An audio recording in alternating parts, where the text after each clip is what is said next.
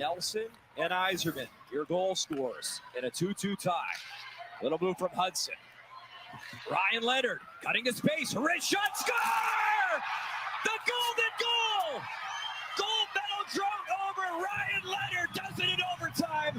And the goal coming back to USA. Leonard with his second overtime game-winning goal this year. There's no bigger one to win a gold medal.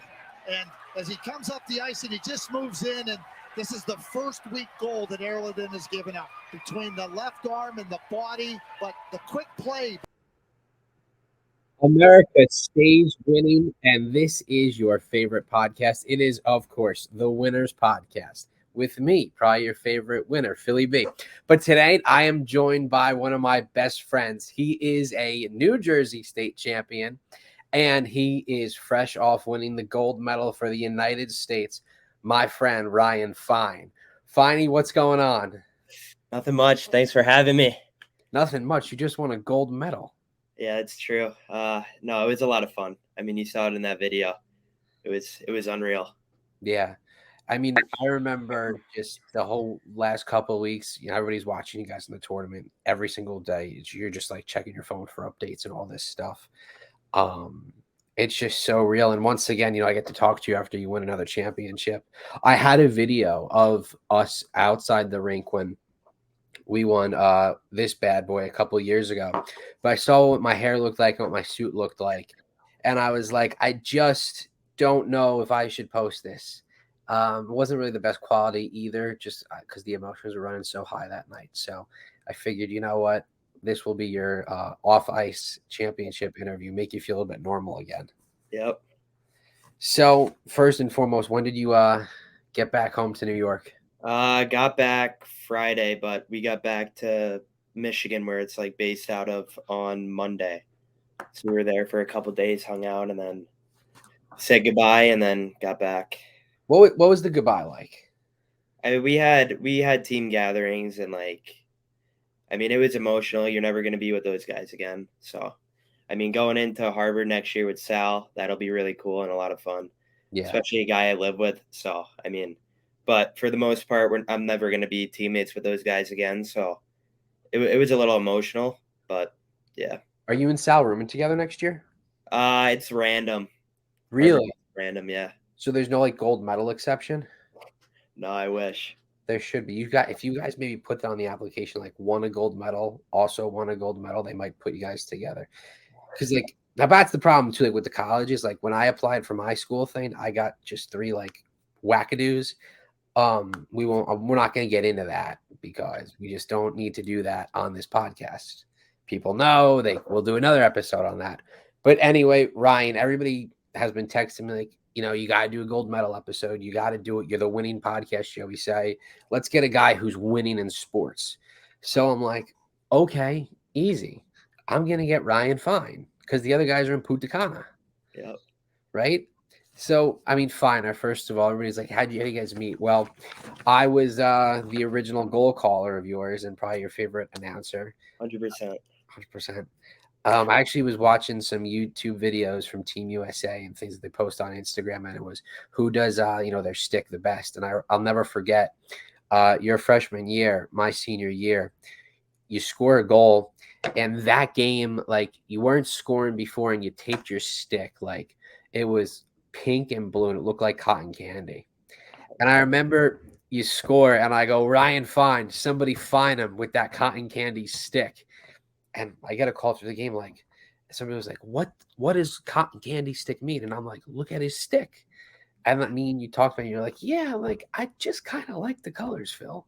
I'm like, oh, okay, never mind. I probably was wearing a cotton candy outfit that day. Well, but anyway, let's just get right into this thing. We have to talk about it, okay? The 2019-2020 season, your first ever season playing at Bosco Hockey, a historic hockey program filled with winners. Yeah. Shout out Coach Toscos. Yep. Shout out. GT. And shout out Tank because he's going to watch, and you got to give him that shout out. Love you, Tank. He's the best. What made you pick Bosco at that time? Because for people who don't know, at the time, Bosco was fresh off winning the state championship, and we were getting crushed with graduation. Now we had 3 incoming freshmen. We had Sal Guzzo, gold medal winner, Drew Forrescue, gold medal winner, and we had Ryan Fine. Now there's a 4th guy who's also on that Team USA team, Aaron Manetian. He winds up going to Bergen instead of Bosco. At any point, what makes you choose to go play Bosco hockey and not go to the Bergen run that was trying to look like they were trying to build something? Yeah, I mean, I came out to New Jersey for, I think it was a week. I fell in love right away. My family fell in love, and having Toscos there to talk to a little bit, just like the culture standpoint, like that's the place I wanted to be, and that's where I ended up going, and I think I made the right choice. Absolutely, I think so too. Got a ring out of it. Pretty nice, and I got one too. Yeah, could add 2. Okay, let's not go there. But I agree. And we also beat COVID together. That was big. We'll talk about that because it's going to get talked about.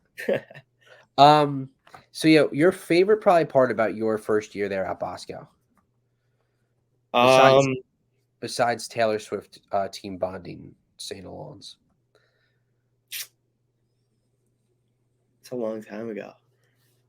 I'd just say getting that like experience, of making that run and not winning. Just like you learn a lot from it, and I'd probably say that's the biggest takeaway. And then you could apply it to the next year, and that's what we did, obviously, to get the state championship.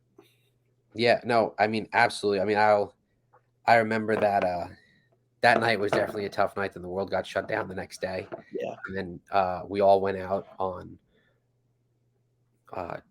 Thursday morning. We all then went out and got crepes together, and that was like the last time we all saw each other.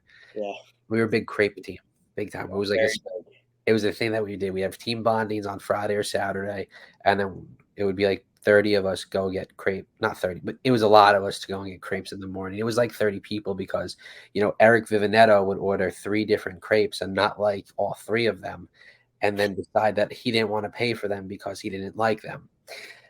And then he would get a 4th one that we told him to get originally, and he would get it.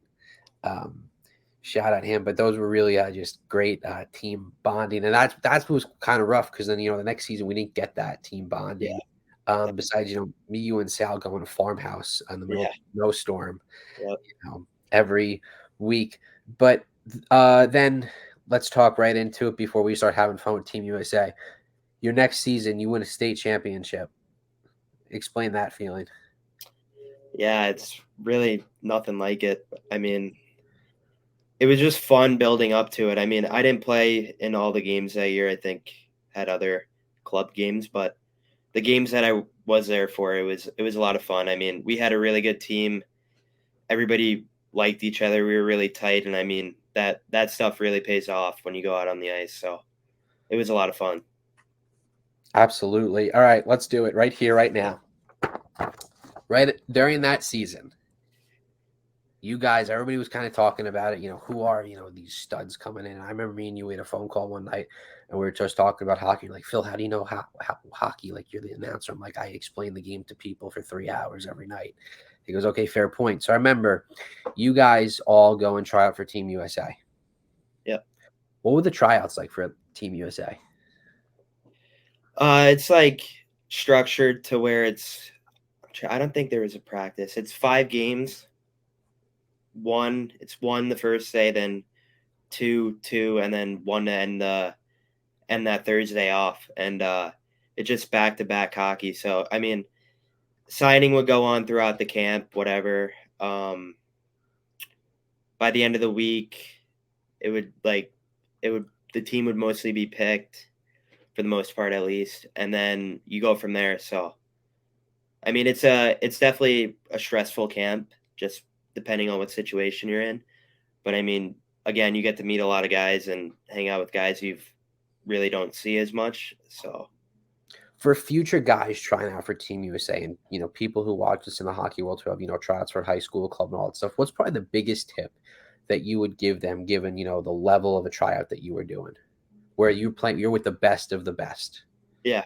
I mean, you gotta be confident. That's the biggest thing, at least for me, that I realized. But for other people, I think you just got to go out there and show what you're good at. Not everybody's going to be good at the same thing. So, I mean, you got to show what you bring to the table and show why you should be on that team and why you're at that camp. Absolutely. All right. So now, Ryan, most people don't know about this part. And I just remember it just because we would talk about tryouts and all this stuff, weeks on after. And then you guys come back and everybody's asking you guys how it went. Drew, Airman, Sal, they all get the call and they all sign. So it's 3 out of 4. You didn't sign yet. So now everybody starts saying, like, Ryan didn't make the team. Ryan didn't make the team. And I'm like, what are you guys talking about? He didn't make the team. Like, how is this possible? So, Ryan, what happened in that process when, you 3 of your friends that you went there with are on the team and you're not? What happened there that then, you got onto the team eventually? Yeah, I mean, the biggest thing that I learned throughout that was just trusting the process. I think, I ended up at the end of the day where I was meant to be. So obviously making the team and being with those guys again. But I mean, not everybody's gonna have the same path and road. So I mean, when that call came, I knew it was the right decision, and I knew right away that's where I wanted to be. Now, we talked about this the other day on the phone. I said we got to talk about this. If it weren't for a wedding, you might not be on Team USA. Yeah. So can you kind of explain that to everybody? I think, like I said, though, everything happens for a reason, and I'm happy I got that call that next day because best 2 years of my life by far. So what happened explain, kind of just give everybody a quick little overview of why a wedding saved you to put you on Team USA. Yeah, I think the GM got tied up with a wedding or something, but I don't really completely remember it. But yeah, that happened. A wedding happened. Paperwork wasn't ready. And then the next day, a phone call comes, and I'm like, thank God that happened because I wouldn't have a gold medal right now if it didn't. Exactly. Have you ever thought about sending those people like a wedding present? Like, hey, I just won a gold medal. If you didn't get married, I probably would have signed with a different team. No, I haven't thought about that. Maybe I should, though. It'd be a good idea. Yeah. It would be a very good idea. So I think it's such an interesting story about how you talk about how everything happens for a reason. I think that is such a big part about this podcast. Or we talk about not giving up. People like they'll text me like Phil or Coach Phil. Like what are your thoughts on all these things? And I think that when you look at winning, which is going to go right into our next question, winning's not easy. Like people think you go out, you win a championship, and the next year you're supposed to be in that game again. And it's so much different because people, once they win a championship, they forget about all the hard work that goes into putting yourself in that position. The more hard work you get, the more bounces. Everything happens for a reason. We know we're not going to get political on this episode, but we're going to do an episode pretty soon about why everything happens for a reason. It's going to be really interesting. So the season ends. Gordon Cup champions. Time to leave now for Team USA. How hard was that, moving to Michigan and like leaving your family? We knew you did it, for high school, but what was that like really, going far? You didn't have like Italian cooking every night, like the Guzzos.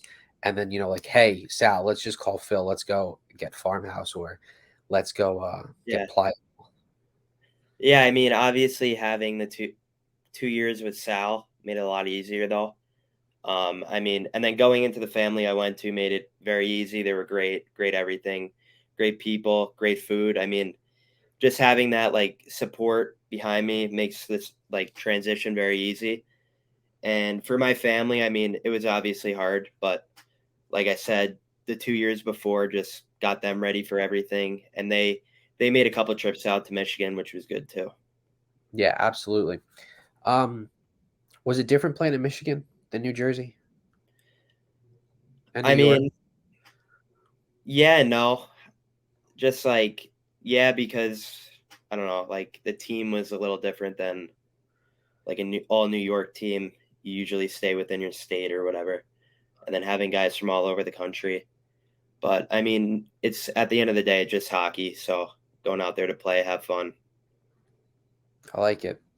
So what's really interesting about Team USA is this 360 turn that you guys made. Yeah. In year one, you guys were having a hard time winning. It was very, things weren't clicking, kind of mediocre year. A lot of players and people nowadays, when stuff like that happens, they're like, oh, I got one more year, just go kind of have fun. And it doesn't matter because the first year was really, really bad. What were you guys able to, make this 360 turn from being out of contention to then, winning the gold medal?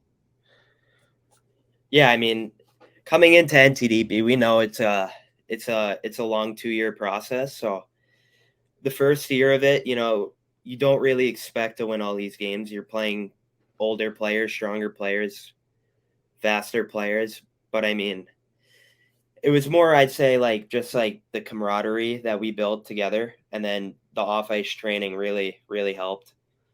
So after that year ended, we had a 5-week period of just like off-ice training, like really hard off-ice training.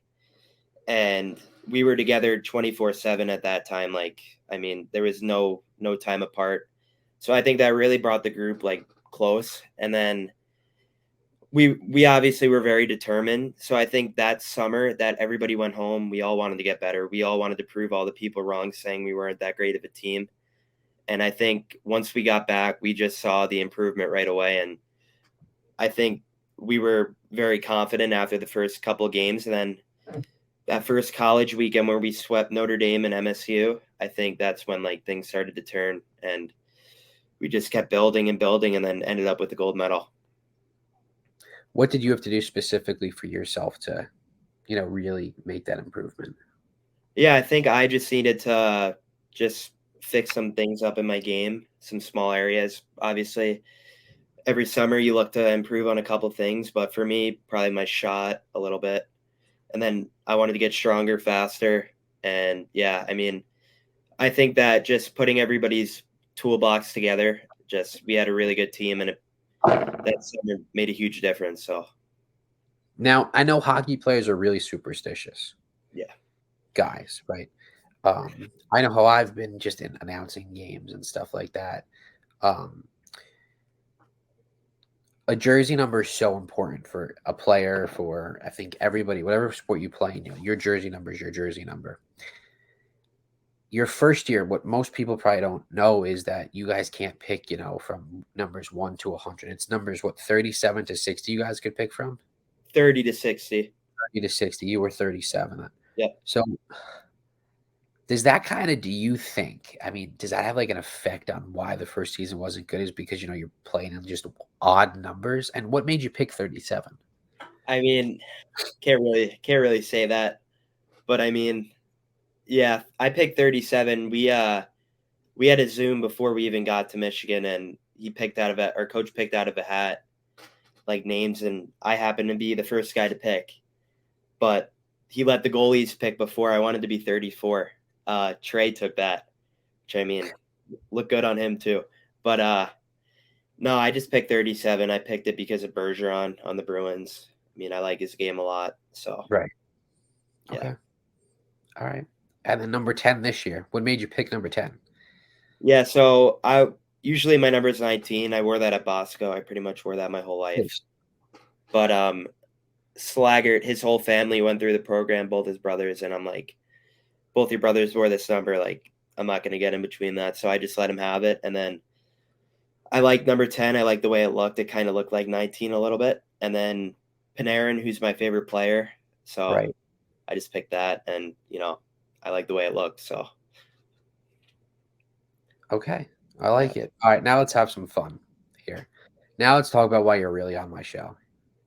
Because it's winning, right? Yeah. And winners win. We got big news on that, by the way, everybody.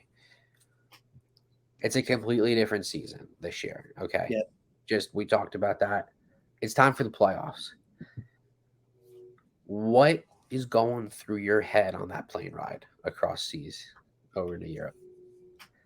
Yeah, I mean, everything really. So you put the 2 years aside, this is what we're playing for. I mean, everything's building up, all like the losses, all the bad moments we had, and then all the good moments we had as well. So, I mean, that's running through your head. And at the same time, no other team, no other country has played together for as long as we have. No other country has what we have. So I think that helped a lot too, just building a lot of chemistry and knowing the guys we were playing with. But I mean, on that plane ride, you're just thinking like, this is it. Like, this is the last ride. Like, just put everything you got into it. And I mean, that's what the whole team did. And that was their mindset going into it. We knew like we have the team to do it. We just got to go out there and do it now. What did you watch on the plane ride out there? Were you watching film or were you watching like No, I wasn't watching film. I don't think I watched anything. I think I tried to sleep and got a couple hours in and then ended up just going on my phone. yeah. Now again, we know the time difference out there is crazy. How were you able to adjust? Yeah, so I mean that's pretty tough. You get there, we practice right away, right off the plane. So that's tough on the legs, you know. You have to stay up. We're kind of forced to stay up just to get adjusted. But I mean, I think I took like 5 melatonin and tried to go right to bed. Wow. So yeah, Okay. and then honestly, after the first 3 days, that's where you start to feel like you're good and ready to go. Okay. I like it. So, I mean, throughout your whole entire career, right? You've had great coaches. You've had a future Hall of Famer, Marty St. Louis. I was at the game when he scored against Montreal in overtime. Great win. All these coaches, these high level hockey people that have been in your life, how is their coaching able to impact the way that you were able to play in this playoffs under all this pressure? Because it's not like you're in like a state tournament or something like that. You're playing for a whole entire country. Yeah. Yeah, I mean, I want to give a lot of credit to Marty. I mean, like I said, I don't think I'd be anywhere remotely near where I am today without him. He taught me pretty much everything I know. So I mean, with him, like he obviously playing in the NHL, he knows all the small things about the game, and that's really what he taught us. So I took that away from him. And then with Greg Toscos, he just taught me like just stay positive through the ups and downs. That's what I took away from that. And I think the blend of the two really paid off. And then when you get to a moment like overseas where we were, I think you go back to the little things that you learned and the positive mindset when you're in a game and you're down 2-0 in the third period and you think it's going to be all over. Like you find a way to get one, you get another, and then you win in an OT. So, I mean, just like the mindset that you're never out of it. So, I mean, that's what I learned from my current coach. That's what he like preached a lot. And I think our whole team took that away from him. And I mean, we got a win out of it. Absolutely. You see it kind of March Madness. It's really big. Everybody always wonders the same question. You win an elimination game, you're at the highest of highs, then you got to flip that switch and get ready for the next game. But in between that, it's a bunch of free time. Sure, you're having, skate arounds and stuff. But what were you like doing like your free time to like keep yourself, you know, everybody before a big game, I think everybody could all agree on this. When that big game is, it's nothing on your mind. How are you able to kind of relax yourself? The game's not for a day or a couple days and just kind of like relax and wind down and focus on yourself. Yeah, like we had a game and then day off and then another game. So in that type of situation, I think the hotel was really good. So we had a sauna there and a steam room. I try to hit both of them before the game day, just so it was easier for myself to like fall asleep that night and feel more recovered. But for the most part, I'd say like I brought my Xbox over there. I just played a lot of NHL. Like that was a good way for me to get like my mind off hockey a little bit and just focus on other things. But I mean that's really it for me. I didn't have a ton of rituals that I would do on a game day, but I just kind of went with the flow. So I like it. I like it. Did you sleep before the gold medal game? yeah, I try to take a nap every game day. What's your game day routine? Wake up. I think we usually had like a 9 o'clock breakfast, and then we'd have a team stretch right after, and then we'd have a lot of downtime from 10 o'clock to 1:45. So there's a lot of time to do something there. Some guys like to go on walks and do that. Honestly, I change it up, but depending on how I feel. But at 1:45, we'll usually have video on the team we're playing. Just go over that, know what to expect. And then pregame meal, we do that 5 hours before. Other teams, they have their own thing, but we would do 5 hours before the game. And then right after that meal, I'd go take an hour and a half nap, shower, and then head to the rink. Okay. I like it. I mean, Yep. big questions now. Gold medal game. Yep. Bus ride over. What's going through your head on that bus ride over? That was it kind of like the similar thoughts from your last 2 state championships that you played back in New Jersey, or was this completely different? Now I know that it's a gold medal game, and I get that it's different people watching at home, but it's a championship game. Rather the fact. So what's going through your mind? Anything similar between those two games, or not really? I'd say, I mean, I remember my freshman year on the bus to Prudential. Yeah. Just butterflies. Like, I didn't know how to really control that situation and the way I felt. So I'd say, like, just taking it from that, I was a little bit more calm on the bus. I mean, yeah, I'd just say the whole team was calm. We really didn't have many nerves, but I just knew that, like, this is the last game I'm going to have with these guys. Like, leave it all out there. And, you know, that's what we did, and it paid off. Throughout the game, pre-game, what's that pre-game speech like? Yeah, I'm trying to remember now. If you don't remember, we could go to another question. No, I think I do. He's in the middle of the room, just basically saying, like, we took a second to think about all the hardships we went through. No other team has done what we have before to get to that point, and I think that's really special just to see how far we've come. So we took a moment to recognize that, and then we just honestly just focused on shift by shift, period by period. That was really it. That first intermission, what's the locker room like? Yeah, I think it was a 1-0 game at that point. So we knew we were a shot away. The locker room, we have a pretty loose locker room. I wouldn't say anybody gets too serious. So that's a good thing for our group. At least I know everybody's different, but for us, we were really loose and we weren't really worried too much. Just had to clean some things up. We did that. And then second intermission, we come back in. We're down 2-0, and that's where, you know, the emotions are a little bit higher. We have 20 more minutes to go, and we're like, you know, some guys are starting to cry already, but I mean, we kind of just centered ourselves at the end of that intermission and went out there, and you know, we just had to chip away. Even if it wasn't a goal, you have to find like momentum. You got to find momentum and take away a positive from a shift and just keep building that way. And I think once we got that first goal, I think you just feel the momentum change, and they just couldn't play with us after. Right. Going into overtime, that third period ends. They come close to scoring right there with seconds left. Yeah. I mean, everybody dreams of scoring the game-winning goal in an overtime game in a championship. I think everybody knows that feeling of when you're at an NHL game and you're in the stadium, or you're at home and you're watching games going to overtime. What is that intermission like in the locker room? That's like the biggest, you know, that it's one shot, you're heroes. Next shot, nobody remembers who you guys were. Yep. Yeah, so I think at that point we were on the kill for another minute. Yeah, we were down. So I mean, we talk about that. We knew the first thing we had to do going into that overtime period was kill off the penalty. And it was a 4-on-3 because we go to 3-on-3 OT until there's a winner. So we just touched up on the details of that, but we knew if we killed that penalty off, we were winning the game. There was no way they were playing with us 3-on-3. I think we've showed that all year that once we get to OT, like not many teams could handle the skill we have on our team.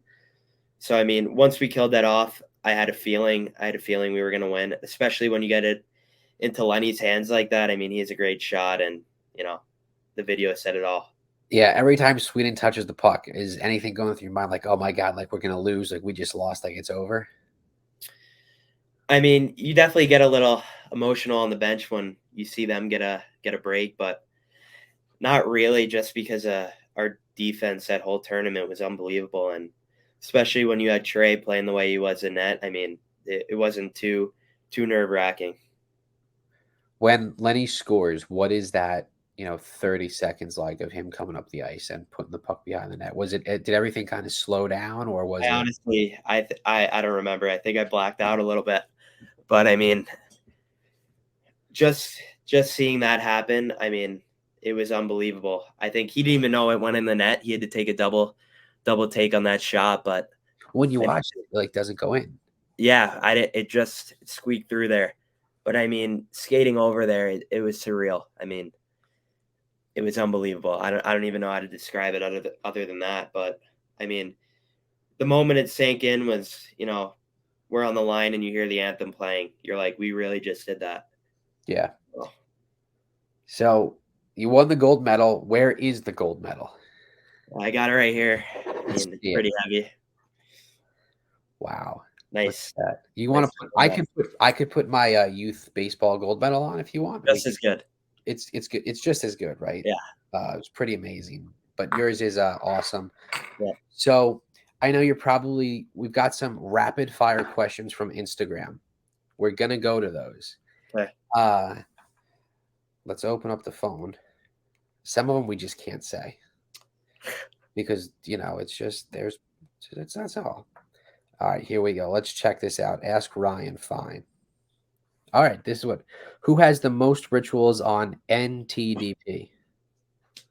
Beckett Hendrickson by far.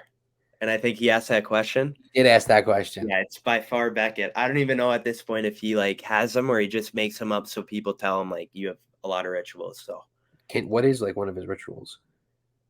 The way he walks into the rink, he bangs on the window 4 times with both hands. I think he makes them up, but yeah. Okay, that's interesting. Yeah. Who has really good bullets on NTDP? What was the question? Who has really good billets on NTDP? I'd say my billets are definitely up there for me, and then I'd say second probably Beckett as well. He had a really good family. Yeah, that's who asked the question. Yeah. Who was your favorite teammate on NTDP? I don't know. I mean, everybody was so close on that team. I couldn't really pick out one guy, and I think that's what makes our group so special. What's it like having the gold medal? Honestly, I don't really think it's even fully sunk in yet. But I mean, just looking at it, it's unbelievable. Not many guys could say they won a gold medal at that type of event. So it's something I'll never forget. Stick specs? Yeah, I use a Bauer Agent 67 flex on it. P28 right-handed, and then bubble grip. Bubble grip. Okay. Yeah. Were you a big knee hockey player growing up?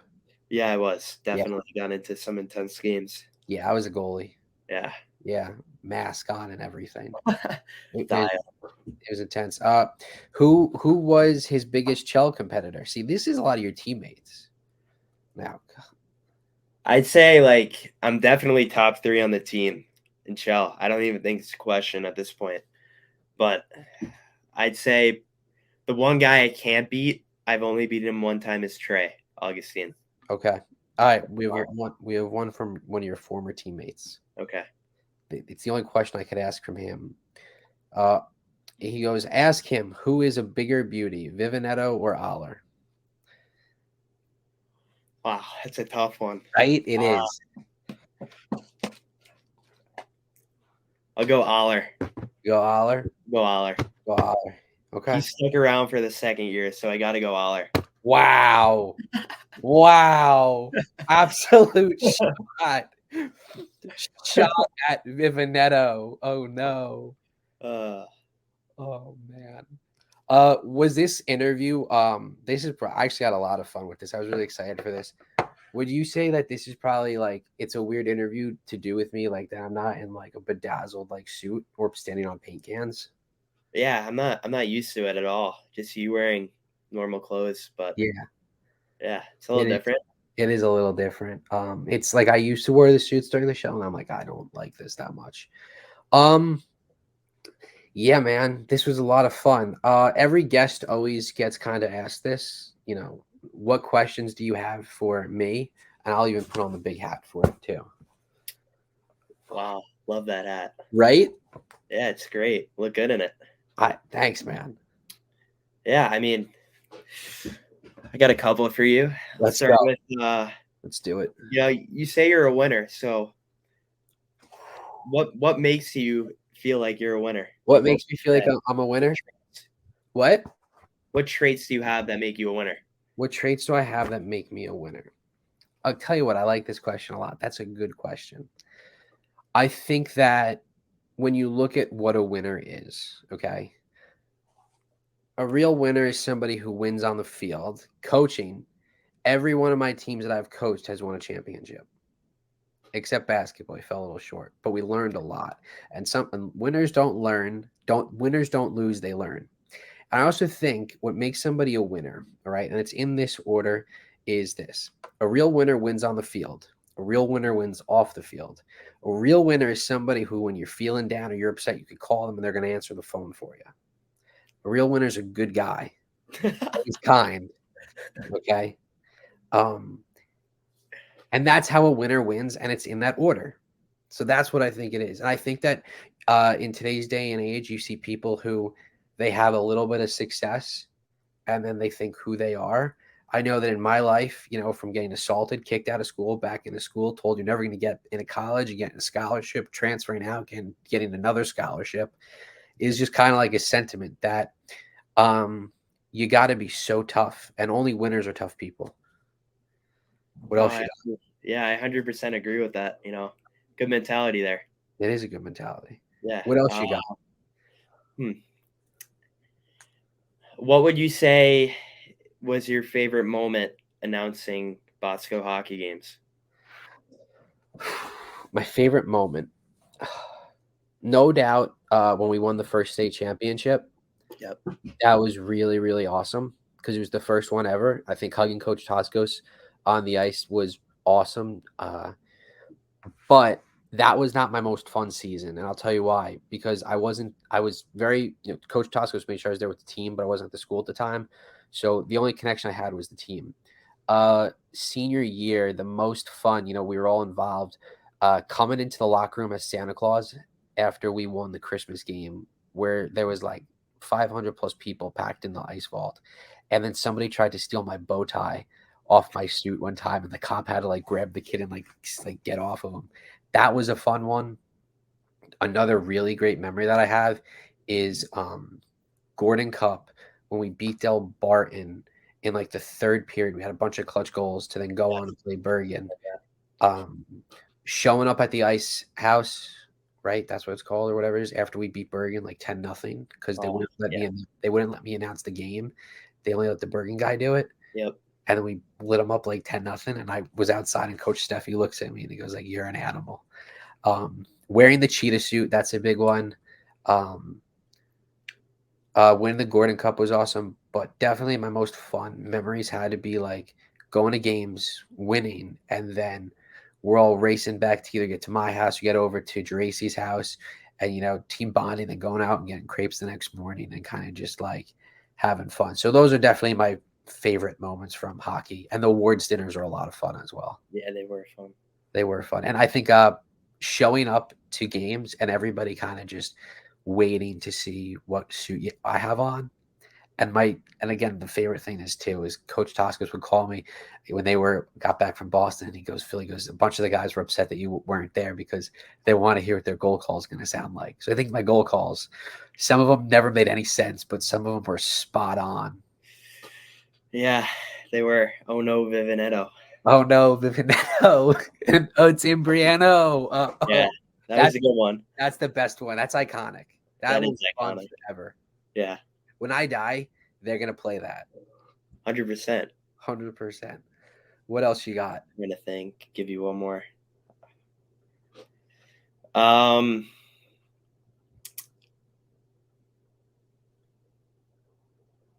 If you had a lesson you had to tell, something you wanted to pass on, give to other people, what would it be? I think that the real pandemic is fake friends, And in life, you got to just keep pushing, and you can never give up. And at the end of the day, you're going to win. Yeah. And sometimes by losing the battle, you find a new way to win the war. Yeah. I think those are some of the most important things in the world. You just got to keep going. And I think that you got to live every single day. Like the next hour is not granted. And you just got to enjoy every minute that you possibly can. And by doing that, you'll open up a whirlwind of opportunities for yourself. Yeah, that's a good one. Yeah, and don't listen to haters. And don't listen to people that tell you, oh, don't do this, don't do that, unless it's good advice. But like this show, we have fun, and this is the reason why I do it, because the questions that me and you were talking about is how can we motivate, how can we inspire? Like I'm sure there's going to be people who are going to try out from Team USA, and they're going to learn from your story, from your team, a team that was never going to win a gold medal a year ago to now, fast forward, you guys are holding gold medals. How to handle the pressure of those tryouts. And I think that's so important for people to know. And if it just impacts one person, this podcast, we won today. Yeah, that's awesome. Yeah. What about you? What lesson do you want to leave on for everybody, would you say? So many. I guess I'll build off of what you were saying. I mean, you just got to keep pushing. Like when you feel like all you're doing is losing, you're not. It's happening for a reason. And I mean, you gotta lose some battles to win the war, like you said. And I mean, that happened with our team, for example. I mean, no one thought that we would be this powerhouse of a team with all the records we broke, all the individual records that were broken on the team. I mean, no one would have thought that a year ago today. So, I mean, when things get hard, just battle through it. It happens. It's going to happen, and you're going to come out stronger at the end of the day. So I'll get yelled at if I don't ask you this question, though. I'm going to throw it back to you. What was your favorite Bosco hockey moments? I'll give you a top three. I'll start with obviously winning. That's always fun. That has to be one. 2.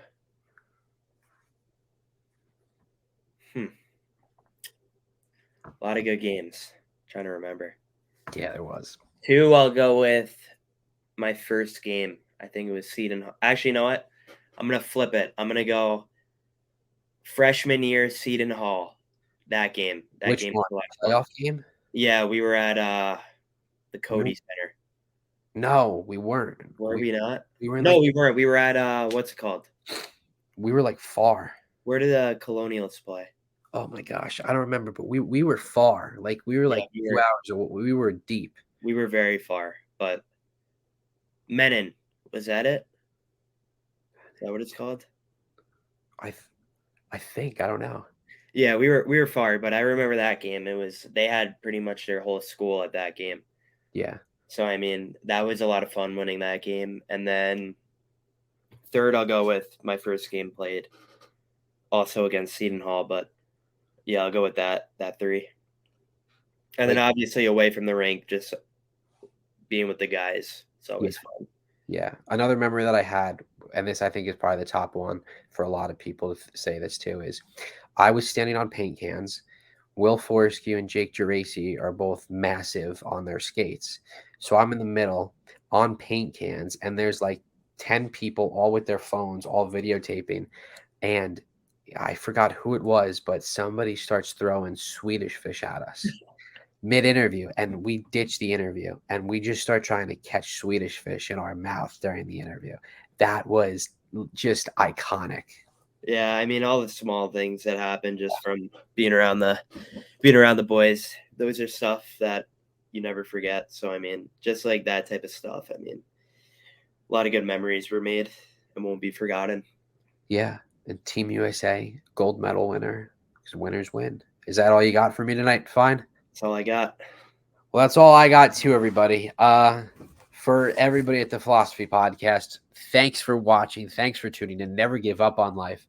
For the gold medal winner, Ryan Fine, Harvard commit, by the way. Very big deal. We'll talk about that on another time, maybe when you win the national championship. Maybe. And when you win the Stanley Cup, we'll hoist the cup on the ice. You're going to take me. You'll be there. or I'll invite you to the White House. We'll figure out one of those. But anyway, everybody, for Ryan Fine, I'm Phil Bacacci, or Philly B, or Coach Phil. This is the Winning Podcast. Winners win. Boom.